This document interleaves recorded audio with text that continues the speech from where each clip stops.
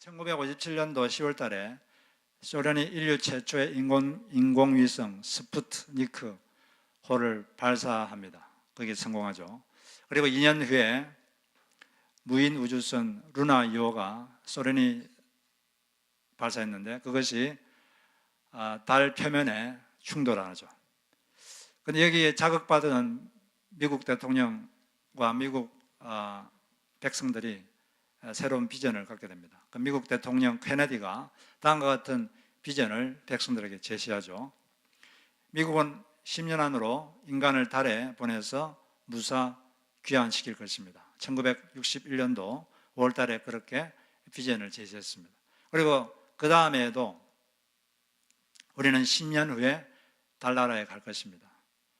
그것이 쉬워서가 아니라 어려워서 그렇습니다. 이런 식으로 비전을 제시했어요. 그리고 8년 뒤에 1969년 유인 우주선 아폴로 11호가 최초로 달에 착륙합니다. 그리고 닐 암스트롱이 인간으로서는 최초로 달에 발을 디디게 되죠. 1969년 7월 20일 날.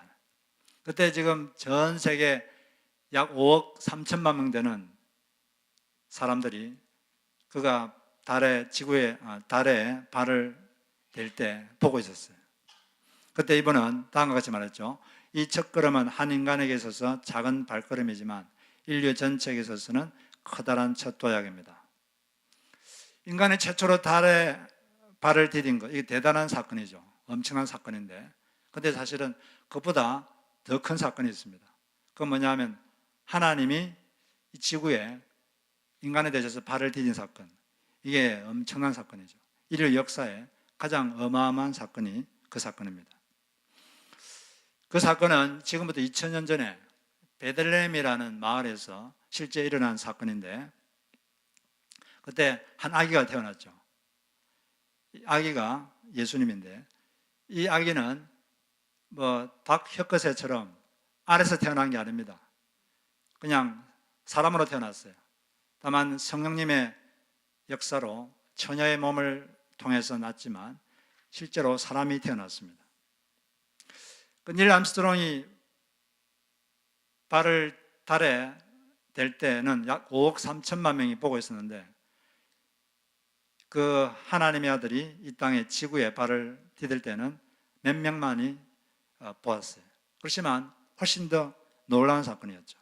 인간 역사에서 가장 큰 사건이었습니다. 닐 암스트롱이 달에 발을 디딜 때, 그 전에 케네디 대통령이 우리는 10년 안에 달에 갈 것입니다, 이런 말을 했어요.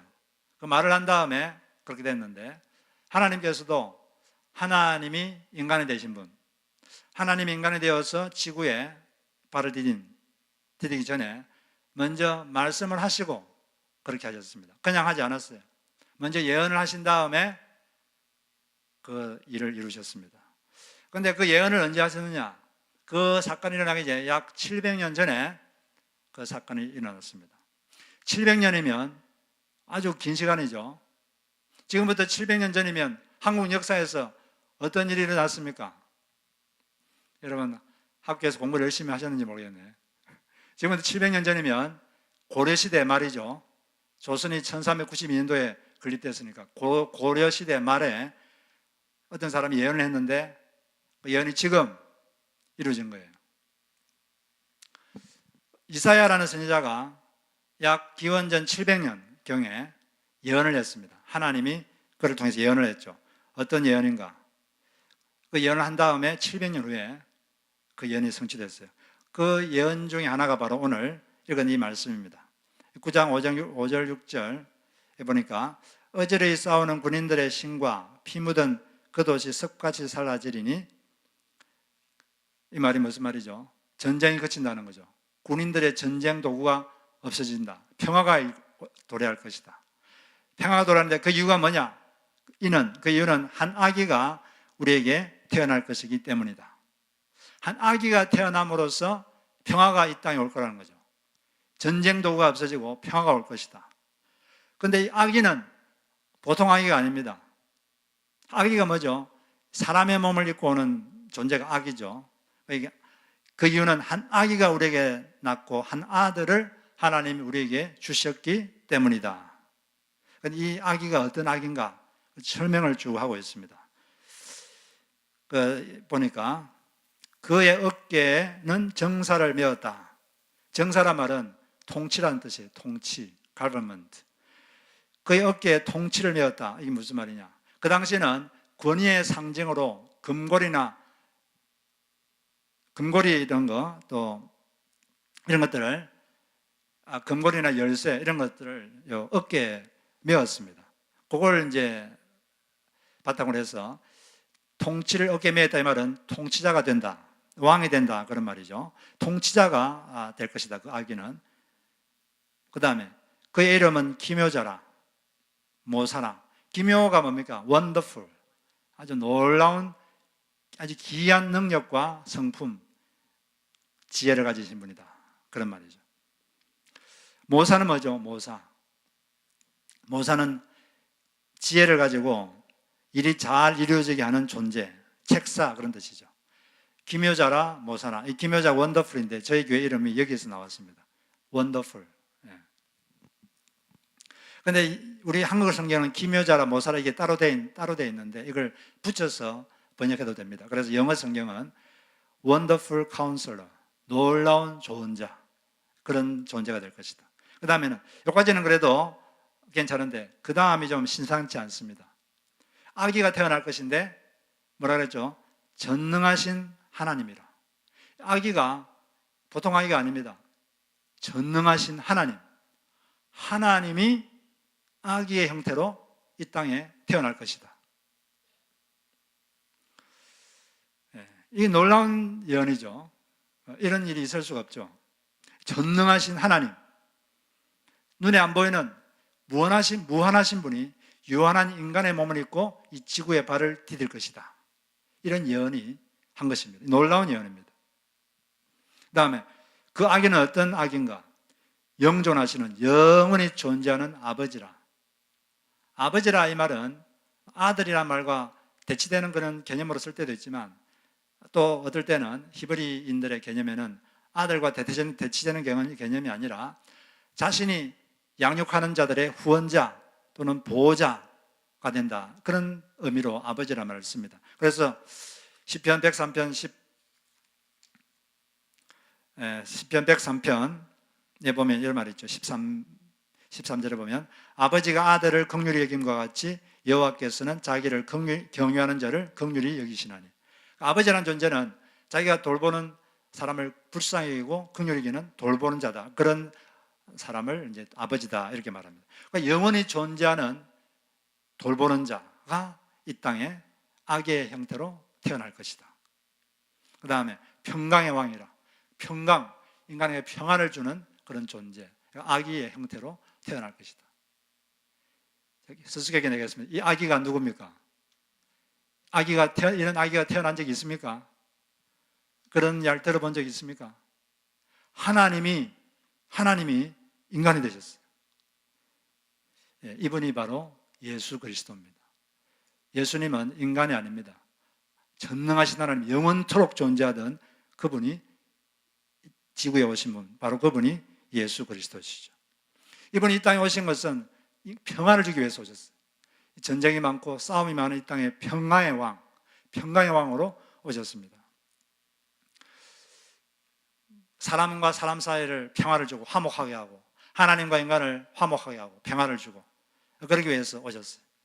그래서 우리가 예수님께서 하신 말씀 중에 화평케 하는 자가, 화목하게 하는 자가 복이 있나니 그 사람이 하나님의 자녀라고 일컬음을 받을 것이다.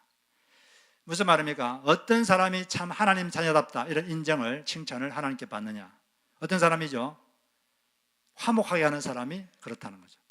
성경을 열심히 읽고 성경을 많이 아는 것 아주 중요하죠. 중요한데 성경을 열심히 안다고 하나님 자녀답다고 하나님 인정해 주지 않습니다. 어떤 사람이 하나님 자녀답다고 인정받느냐? 화목하게 하는 사람, 화평하게 하는 사람, 그 사람이 하나님의 자녀답다고 인정받는다. 우리 기도 열심히 해야 됩니다. 그러나 기도를 많이 한다고 하나님 자녀답다라는 인정을 하나님이 해주지 않고 어떤 사람? 화목하게 하는 사람, 그 사람이 하나님 자녀답다고 인정을 받는다. 그럼 반대로 마귀의 자녀다운 사람은 어떤 사람입니까? 불화를 조장하는 사람, 사람과 사람을 자꾸 관계를 이간질하고 험담하고 불화하게 하는, 이게 바로 마귀의 자녀다운 사람이죠. 우리가 하나님 자녀다운 사람이 되려면 화목하게 돼요. 무슨 말을 해도, 한마디를 해도 화목하게 하는 말, 사람과 사람을 이어주는 말, 그리고 무슨 생각을 해도 어떻게 하면 사람과 사람을 이어주는 말을 해야지 자꾸 분리시키고 불화시키고, 이것은 하나님이 주는 생각이 아닙니다. 그래서 우리는 화목을 깨면서까지 뭔가 성취하겠다, 뭘 하겠다, 이런 생각을 절대로 해서는 안 됩니다. 화목이 바탕이 돼야 모든 게 일어나는 거죠. 그래서 우리가 이렇게 화목하는 사람이 되려면 한 가지가 필요한데, 그게 뭐냐면 우리 마음이 평안해야 돼요. 자기 마음이 늘 불안하고 화가 나 있고 원망스럽고 이런데 어떻게 다른 사람과 화목할 수 있겠어요? 마음이 스트레스가 꽉 차 있고 눈만 뜨면 화가 나고, 그러면 어떻게 화목하는 사람이 될 수 있겠습니까? 그래서 우리가 화목하는 사람이 되려면 우리 마음이 평안해야 돼요. 그 마음의 여유가 좀 있어야 남들과 화목할 수 있습니다. 어떻게 하면 이 평화의 왕, 평강의 왕으로 오신 이 예수님께서 우리에게 이 마음을 평화를 주시느냐? 오늘 이게 세 가지 원리를 알아보도록 하겠습니다. 첫 번째는 어떻게 되냐면, 놀라운 조언자이신 그분께 진지하게 조언을 구해야 된다는 거예요. 조언을 구해서 문제를 해결해야 됩니다. 우리가 왜 마음의 평화가 없습니까? 문제가 있으니까. 문제를 어떻게 해야 되냐면 평화의 왕이신 주님께 진지하게 조언을 구해야 돼요. 그래서 조언을 구하면, 기도가 뭡니까? 조언을 구하는 거예요. 주님께 조언을 구하는, 이게 기도하는 겁니다. 사람에게 조언을 구하는 게 아니라 하나님께. 그렇게 조언을 구하면 하나님이 갑자기 떠오르는 생각을 떠오르게 해줍니다. 또는 직관적 통찰, 이런 게 하나님의 음성이에요. 그렇게 해서 조언을 주십니다. 조언을 주면 자존심 버리고, 그리고 이기심 버리고 그냥 그대로 행동하면 문제가 해결되는 것입니다. 지혜가 뭡니까? 지혜는 문제 해결 방법, 이게 지혜거든요. 문제가 있을 때 다른 데 갈 게 아니라 하나님께 진지하게 여러분 조언을 구하시기 바랍니다. 왜냐하면 예수님은 원더풀 카운슬러, 놀라운 조언자로 이 땅에 오셨습니다. 그렇게 된 조언이 필요하면 다른 데 갈 게 아니라 그분께 조언을 구해야 돼요. 그리고 그걸 따라서 행동할 때 문제가 해결되고 우리 마음의 평화가 오는 것입니다. 어떤 여자 목사님이 계셨는데 아주 이분은 주님을 사랑했어요. 열정적으로 교회를 섬기고 주님을 섬겼습니다. 그런데 문제가 뭐냐면 남편이 도대체 협조를 안 해줍니다. 남편이 너무나 신앙이 미지근해요. 남편을 보면 화가 납니다. 남편 보면 화가 나고 남편이 싫고 마음의 평화가 깨집니다. 남편과 관계도 좋지 않아요. 그래서 어떻게 해야 되나? 그래서 이 문제를 가지고 하나님께 간절히 기도했습니다. 막 기도를 하는데 갑자기 어떤 생각이 하나가 확 떠오릅니다. 생각이 하나가 쑥 들어왔어요. 기도할 때 들어오는 생각, 이게 하나님의 소리죠. 어떤 생각이 갑자기 들어왔느냐? 교회의 머리는 주님이고 주님이시고 가정의 머리는 남편이다. 이런 생각이 확 들어왔어요. 이게 알고 있었고 성경에 있는 말인지 알았지만 그걸 실천하지 못했어요. 깨닫지 못했는데 그 말 갑자기 깨달아졌습니다. 아, 내가 남편을 머리로 생각하지 않고 남편이 신앙적 열심이 없다고 무시하고 가볍게 대했구나. 그런 깨달음이 왔어요. 그래서 그때부터 남편을 존중하기 시작했습니다. 남편의 결정을 존중했습니다. 남편을 가볍게, 그리고 남편에게 가서 사과했습니다. 내가 당신을 존중하지 못한 것을 용서해달라. 사과하고 하나님께 회개하고, 그날부터 남편을 존중했어요. 그러니까 그때부터 남편이 변화되기 시작했어요. 남편이 신앙적인 열심을 품기 시작하고 자기를 잘 도와줬어요. 이분이 어떤 문제가 생겼을 때 놀라운 조언자이신 하나님께 조언을 구하니까 하나님께서 답을 주셨어요. 어떤 답입니까? 남편을 존중하라. 그 답을 탁 주셨어요. 그대로 실천하니까 문제가 해결됐습니다. 마음의 평화가 왔어요. 우리가 살다 보면 많은 문제가 생기죠. 문제가 생길 때 이 놀라운 조언자이신 주님께 진지하게 한번 좀 여쭤보시기 바랍니다. 질문을 해보세요. 그러면 어떤 방법으로든 여러분 마음속에 어떤 답이 떠오를 겁니다. 그 답이 오면 실천하면 돼요. 그러면 문제가 해결되고 마음의 평화가 오게 되는 것입니다. 두 번째는 어떻게 되냐면, 두 번째는 평화의 왕이신 주님께서 어떻게 우리에게 평화를 줄 수 있는지 빌립보서 4장 6절부터 9절에서 답을 주셨습니다. 두 번째는 좋은 생각, 좋은 행동, 좋은 기도를 하라는 건데, 이 빌립보서 4장 6절부터 9절 읽어보면, 여기 짧은 구절이 네 구절인데, 여기 보면 평강의 하나님이 너희와 함께 하실 것이다, 또 하나님의 평강이 너희 마음을 지켜줄 것이다, 이런 말이 두 번 나옵니다. 그 말은 이렇게 하면 하나님의 평화가 너의 마음을 지배할 것이다, 그런 말이죠. 어떻게 해야 되느냐, 이게 이 말씀에 쭉 나와 있는데 같이 우리 읽어보겠습니다. 자, 빌립보서 4장 6절 7절 시작. 아무것도 염려하지 말고 다만 모든 일에 기도와 간구로 너희 구할 것을 감사함을 하나님께 아뢰라. 그리하면 모든 지각에 뛰어난 하나님의 평강이 그리스도 예수 안에서 너희 마음과 생각을 지키시리라. 예, 걱정하지 말고 기도해라. 염려를 기도로 바꾸라는 거죠. 그러면은 모든 지각에 뛰어난, 이 무슨 뜻입니까? 사람의 이해력을 초월한 하나님의 평화가 너의 마음을 지배할 것이다. 걱정되면 기도하는 거예요. 그 다음에 두 번째, 세 번째는 8절 9절 시작. 끝으로 형제들아, 무엇이든지 참되며 무엇이든지 경건하며 무엇이든지 옳으며 무엇이든지 정결하며 무엇이든지 사랑받을 만하며 무슨 기림이 있든지 이것들을 생각하라. 너희는 내게 받고 듣고 본 바를 행하라. 그리하면 평강의 하나님이 너희와 함께 계시리라. 이 두 구절은 어떻게 하면 하나님의 이 평강의 하나님이 우리에게 임하느냐, 이걸 말해주고 있는데, 첫째 8절은 뭐라 되어 있죠? 생각을 잘하라는 거죠. 생각을, 칭찬받을 만한 생각을 하라는 거죠. 그 다음에 9절은 행동해라, 즉시 행동해라.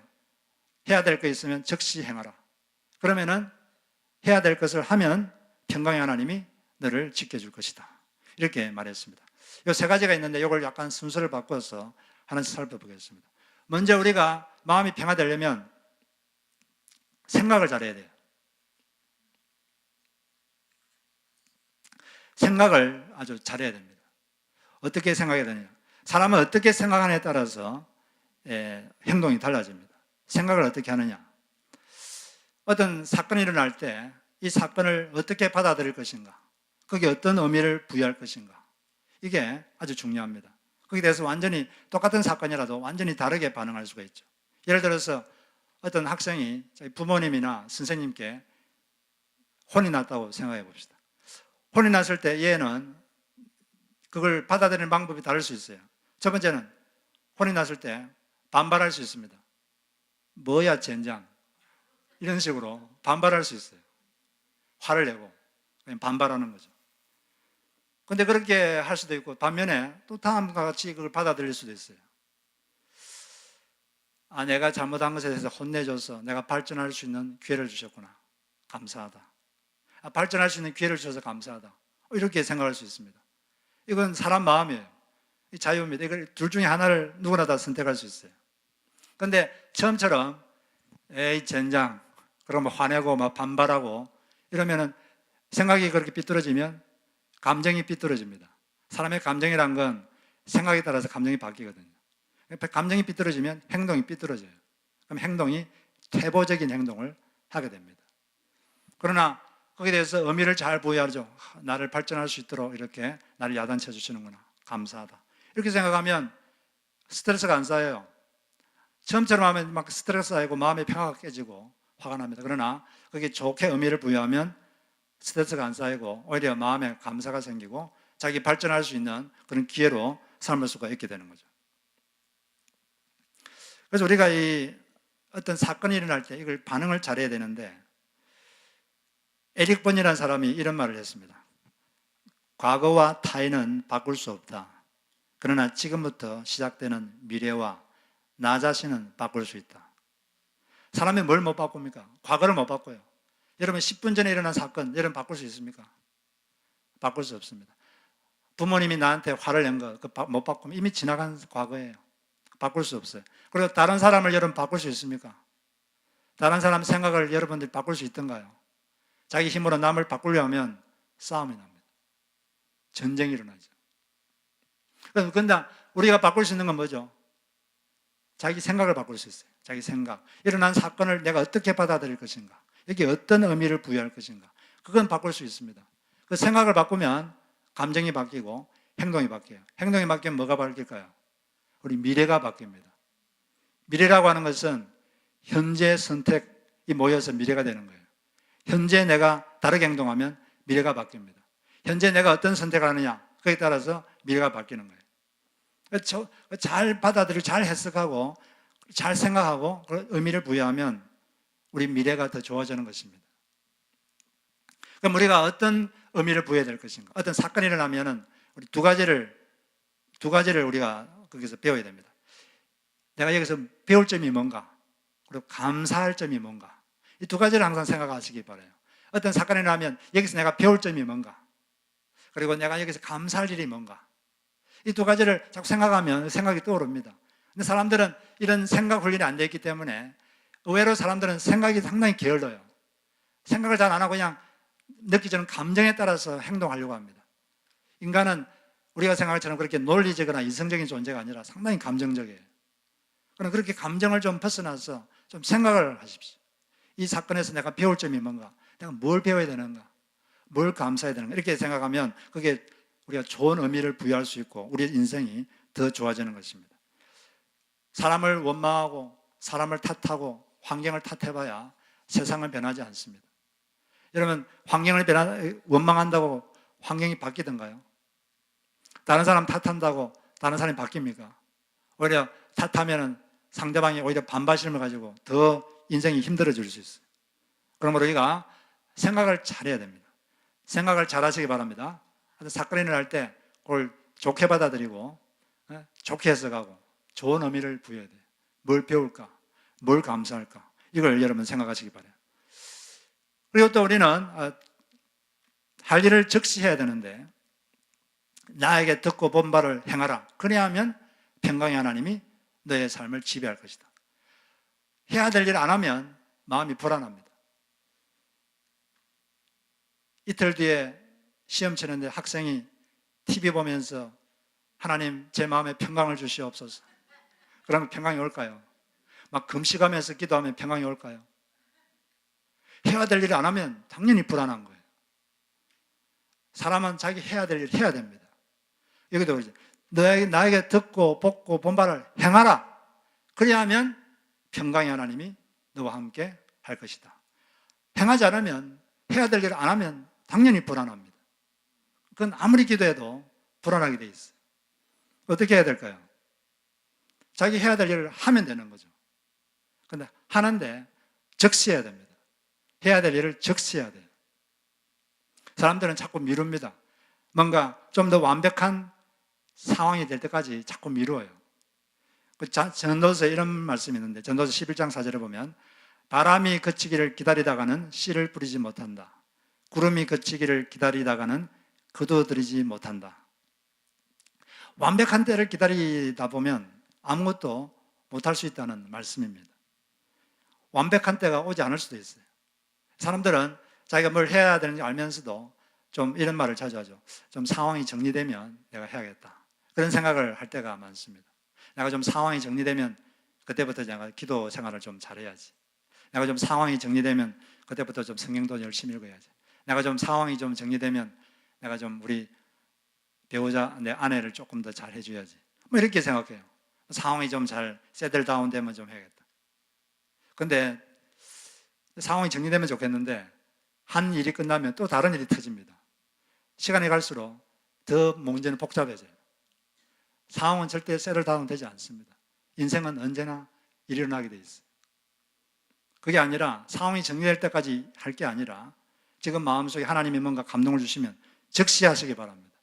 적시할 때, 바로 할 때 그때 평강의 하나님이 임하고 그때 하나님을 체험할 수가 있게 되는 것입니다. 사람들은 자꾸 일을 미루어요. 해야 되는데 안 하는데 자꾸 미루니까 마음의 평화가 없어요. 불안합니다. 이걸 해야 되는데 안 하면 불안하잖아요. 그죠? 해야 되는데 안 하면 불안합니까? 편안합니까? 불안하죠. 그래서 이 빅터 프랭클이라는 분이 계신데 이분은 의미요법이라는 정신의학을 창시하신 분인데 이분이 자기 시간 사용의 뚜렷한 원칙 두 가지를 이분은 이렇게 말했어요. 첫째는 가능한 한 모든 일을 빨리 마무리 지어라. Do everything as soon as possible. 할 수 있으면 일을 빨리 마무리 지으라는 거죠. 자꾸 질질 끌지 말라는 거죠. 두 번째는 하기 싫은 일을 먼저 하라. Do unpleasant task first. 하기 싫은 일을 먼저 하라는 겁니다. 그렇게 할 때 우리가 일을 잘할 수 있어요. 그래서 여러분들이 해야 될 일은 즉시 하시기를 바랍니다. 그리고 이제 세 번째는 기도를 잘해야죠. 뭘 기도해야 됩니까? 우리가 어떤 일이 일어나면 이렇게 생각해요. 자기가 할 수 있는 일과 자기가 못할 일을 구별해야 돼요. 자기가 어떤 사건이 터지면 자기가 할 수 있는 일이 있습니다. 그리고 자기가 못하는 일이 있어요. 자기가 할 수 있는 일은 어떻게 해야 됩니까? 해야죠. 즉시 해야 돼요. 빨리 해야 돼요. 근데 못하는 일은, 자기가 못하는 일은 하나님만 할 수 있어요. 그런 건 어떻게 해야 됩니까? 기도를 해야죠. 기도로 맡기는 겁니다. 많은 사람들은 자기가 못하는 일, 자기가 아무리 걱정해도 자기가 할 수 없는 일을 가지고 자꾸 자기가 하려고 합니다. 그러니까 염려하고 걱정하고 염려되는 거죠. 하나님만이 할 수 있는 것은 자기가 못합니다. 그것은 기도로 맡겨야 되는 거죠. 기도를 하시고 이렇게 해서 우리 마음에 평화가 오는 거예요. 여러분 할 일은 하시고 못한 일은 기도로 맡기시기 바랍니다. 기도 대신에 걱정을 하면 안 되고 걱정하지 말고 그 기도로 바꾸시기를 주의 이름으로 축복합니다. 그렇게 하면 우리 마음에 평화가 오는 것이죠. 어떤 사건이 일어날 때 그걸 좋은 의미를 부여하세요. 거기서 내가 배울 점이 뭔가, 또 감사할 점이 뭔가, 그걸 생각하시고, 그리고 할 일은 즉시 하시고, 내가 못하는 일은 기도로 맡기시길 바랍니다. 그럴 때 우리 마음에 평화가 오는 것이죠. 마지막으로 세 번째는 교회 공동체의 도움을 받아야 된다는 것입니다. 하나님 우리 마음에 평화를 주기 위해서 이 교회라는 공동체를 그 도구로 주셨습니다. 영적 가족이죠. 사람이 예수를 믿으면 영적으로 태어나게 되는데, 태어나면 영적 가족으로 태어납니다. 우리는 거대한 가족의 한 일원입니다. 그 가족의 아버지는 하나님이시고 우리는 다 형제 자매들입니다. 이 영적 가족, 교회 공동체를 통해서 우리는 서로 위로하고 서로 그 마음의 평화를 주도록 그렇게 되어 있습니다. 사도행전을 읽어보면 초대교회 신약 성서의 교회는 서로를 이렇게 잘 돌봤어요. 예수님을 따르다가 박해를 받거나 또 일할 능력이 없어진 사람들, 또 감옥에 갇힌 사람들, 또 궁지에 빠진 사람들, 이런 사람들이 있으면 교회에서 그 사람들을 부양했습니다. 그 가족을 교회에서 부양했어요. 교회 공동체는 이렇게 그들을 다 도와주고 그렇게 했어요. 예수님께서 3년 동안 공생애의 삶을 사셨는데 예수님도 인간의 몸을 입고 계셨기 때문에 예수님도 뭘 먹어야 됩니다. 예수님은 어떻게 3년 동안 음식을 드셨을까요?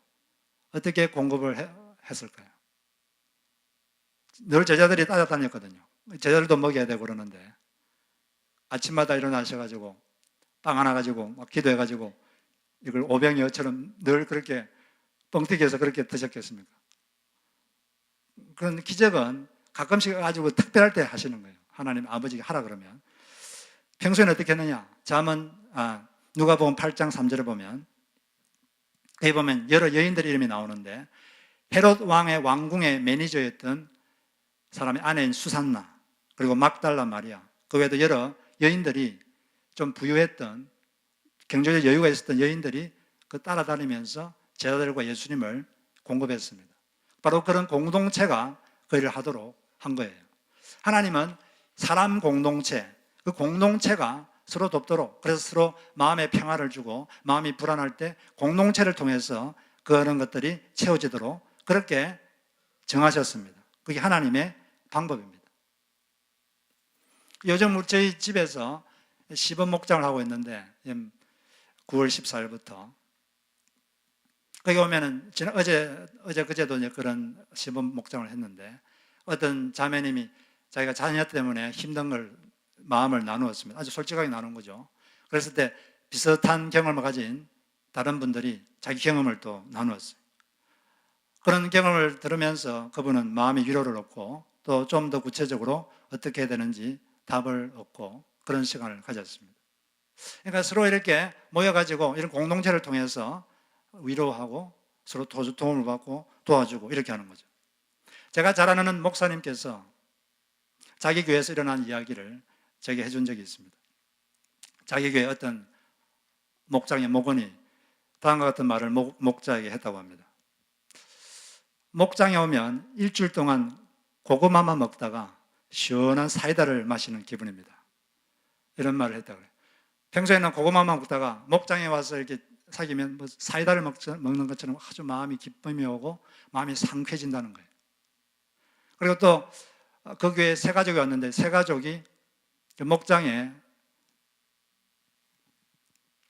온 지 얼마 안 됐는데 이 세 가족이 말하기를 목장에서 목자 목녀님을 만난 지 얼마 되지 않았는데 제 가치관이 송두리째 바뀌는 도전을 받았습니다. 그런 말을 했다고 합니다. 왜냐하면 자기는 사람은 자기 자신을 위해서 사는 것이 당연하다 이렇게 생각했는데 그 목자 목녀님을 보니까 남을 위해서 사는 걸 봤거든요. 그러면서 이렇게 남을 위해 사는 사람도 있구나. 그런 깨달음과 함께 큰 충격을 받았다고 합니다. 나도 이제 남을 위해 사는 사람이 되어야겠다. 그런 깨달음을 얻었다고 합니다. 그 목장에 온 지 얼마 되지 않았는데 자기 가치관이 확 바뀌었다 그래요. 어떤 이론이 아니라 삶으로 보여주는 거죠. 보여주면서 그렇게 사람들이 바뀌는 겁니다. 우리 모두에게는 영적 가족이 필요해요. 영적 공동체가 필요합니다. 우리가 그 도움을 받아야 되지만 또한 거기에 기여를 해야 돼요. 하나님은 히브리서에서 뭐라 그랬죠? 서로 사랑과 선행을 격려하라. 이 명령입니다. 내가 도움 받는 게 중요한 게 아니라 내가 도와줘야 돼요. 내가 기여를 해야 됩니다. 이게 하나의 의무입니다. 나는 뭐 그런 것 도움 받을 필요 없어. 그게 아니라 목장을 통해서 내가 뭐 어떤 도움을 받을 것인가 이게 아니라 내가 목장을 위해서 뭘 할 것인가, 내가 교회 공동체를 통해서 무슨 필요를 체험받을 것인가 이게 아니라 내가 교회 공동체를 위해서, 내가 가정교회를 위해서 내가 어떤 기여를 할 것인가 이걸 질문해야 되는 거죠. 저희 교회는 이제 1월 4일부터 가정교회를 하게 될 텐데, 가정교회란 것은 평신도 분이 목자, 목녀가 되셔서 그분이 지도자로 해서 가정이 하나의 교회입니다. 목자, 목녀가 지도자가 되어서 보통 교회 사는 일을 다 합니다.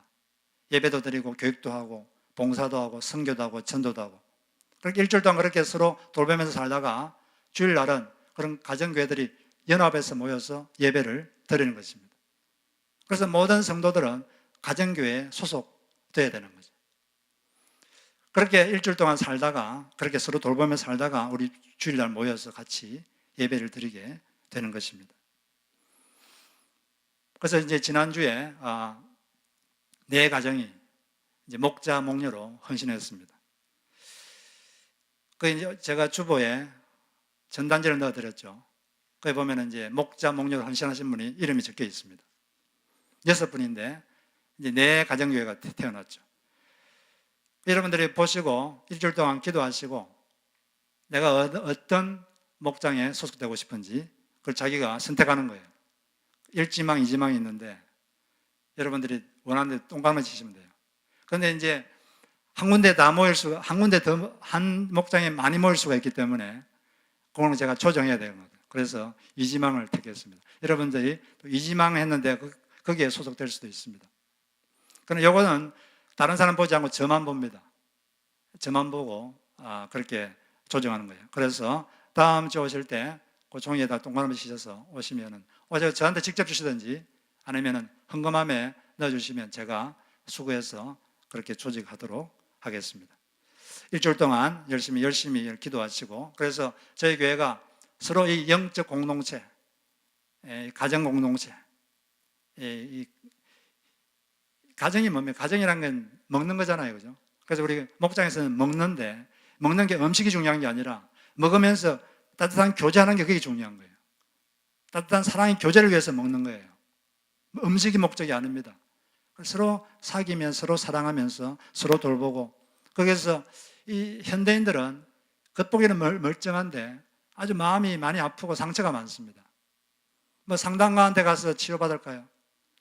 근데 그런 공동체에서 서로 진솔하게 어떤 피상적인 게 아니라 자기의 아픔을 진솔하게 나누고 그걸 아주 공감 있게 경청해주고 서로 기도하고 위로할 때 탁월한 치유가 일어납니다.